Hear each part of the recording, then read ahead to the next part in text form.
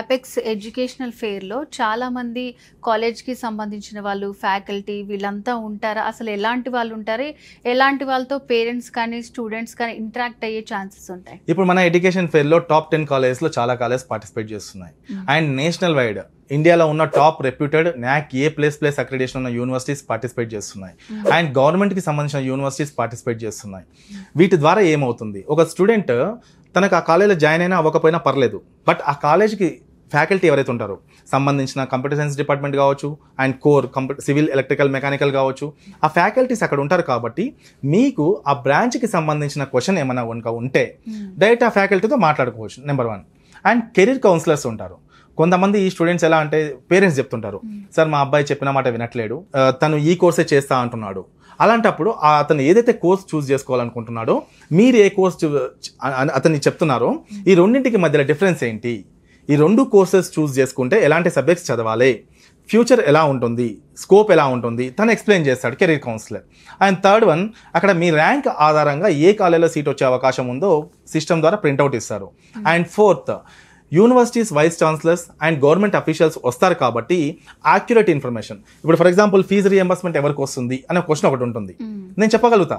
For example OC BC స్టూడెంట్స్కి 2 lakhs below income అర్బన్లో ఉండాలి, 1.5 lakh బిలో ఇన్కమ్ రూరల్లో ఉండాలి.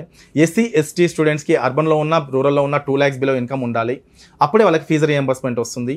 10,000 బిలో ర్యాంక్ ఉండి ఏ క్యాస్ట్ అయినా సరే ఇన్కమ్ సర్టిఫికేట్ తెచ్చుకుంటే ఫీజు రియంబర్స్మెంట్ ఫుల్ వస్తుంది. గవర్నమెంట్ జూనియర్ కాలేజ్ చదివిన ఏ స్టూడెంట్కి ఫుల్ రియంబర్స్మెంట్ వస్తుంది. ఈ విషయం నేను చెప్తాను. బట్ ఇదే ఇన్ఫర్మేషన్ గూగుల్లో సెర్చ్ చేసేసి అతను ఏమో 2 lakhs బిలో అంటున్నాడు, ఇక్కడనేమో 8 lakhs బిలో ఉంది అంటుంది.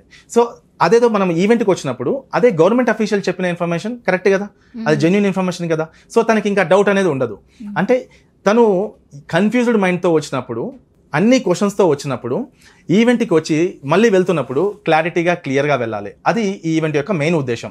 అంటే ఏ కోర్స్ చూస్ చేసుకోవాలి, తనకున్న డౌట్ ఏంటి, రెసిడెన్స్ సర్టిఫికేట్ ఎవరికి అవసరము, ఫీజు రియంబర్స్మెంట్ ఎవరికి వస్తుంది, ఈడబ్ల్యూఎస్ ఎవరికి ఎలిజిబుల్, అండ్ టాప్ కాలేజీలో సీట్ రావాలంటే మన ర్యాంక్ ఎంత ఉండాలి, ఏ బ్రాంచ్ చూస్ చేసుకుంటే ఎలాంటి లైఫ్ ఉంటుంది, ఆ బ్రాంచ్ చూస్ చేసుకున్నప్పుడు ఆ కాలేజీలో ఎలాంటి ఫ్యాకల్టీ ఉన్నారు, ప్లేస్మెంట్ని మాత్రమే చూస్ చేసుకొని మనం ఆప్షన్ చూస్ చేసుకోవడం కరెక్టా కాదా, ఇలాంటి క్వశ్చన్స్ కామన్గా అందరి పేరెంట్స్కి ఉంటాయి.